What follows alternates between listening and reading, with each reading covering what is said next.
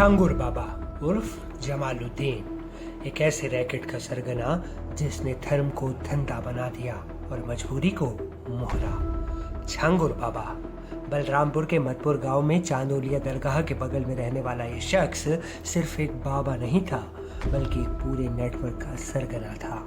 ऐसा नेटवर्क जो गरीब मजदूर और लाचार लोगों को टारगेट करता था और करवाता था धर्म परिवर्तन। ये साजिश न सिर्फ सुनियोजित थी बल्कि बहुत ही खतरनाक और संगठित भी। इस नेटवर्क में हर चीज का रेट तय था। जी हाँ, धर्म परिवर्तन के भी पैकेज थे। ब्राह्मण, सरदार या क्षत्रिय लड़कियों के लिए 15 से 16 लाख रुपए, पिछड़ी जातियों के लिए 10 से 12 लाख और अन्य जातियों के लिए 8 से 10 लाख।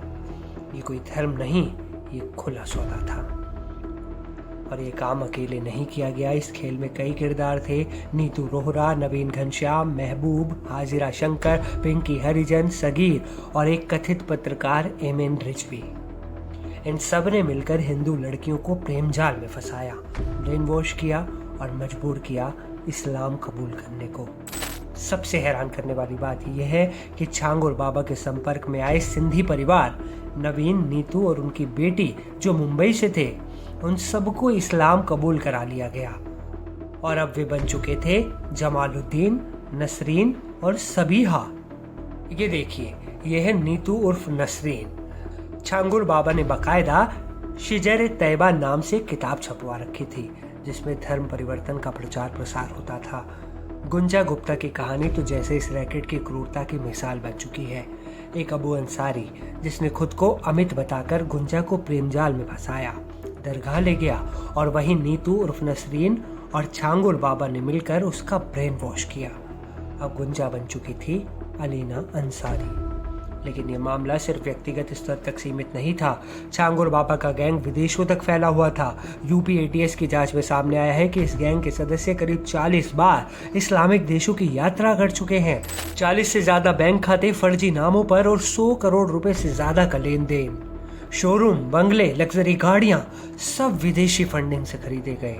जिस तरह गरीबों और असहायों को लालच दिया जाता था, उसी तरह जो नहीं मानते उन्हें झूठे मुकदमों में फंसाने की धमकी दी जाती थी। कई पीड़ितों ने खुद बताया कि पुलिस थाने और कोर्ट के जरिए उन्हें प्रताड़ित किया गया ताकि डर के मारे वे धर्म परिवर्तन के लिए राजी हो जाएं। छांगुर बाबा सिर्फ एक आदमी नहीं, वो एक ऑपरेशन था, ऑपरेशन ब्रेन वॉश। एक खतरनाक साजिश जो धीरे धीरे सैकड़ों जिंदगियों की पहचान, संस्कृति और विश्वास सबको निगल रही थी। इसी बीच छांगुर बाबा का एक वीडियो वायरल हो रहा है जिसमें वो एक जमीन का जिक्र करते हुए दिख रहे हैं और कह रहे हैं कि उन्हें फंसाया जा रहा है।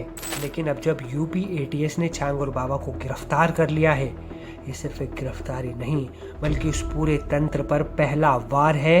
अब देश को देखना है कि क्या ये गिरफ्तारी बाकी चेहरों को भी बेनकाब कर पाएगी और क्या धर्म के नाम पर व्यापार करने वालों की दुकानें अब हमेशा के लिए बंद हो जाएंगी। क्योंकि सवाल सिर्फ धर्म का नहीं है, सवाल है अस्मिता, पहचान और इंसानियत का।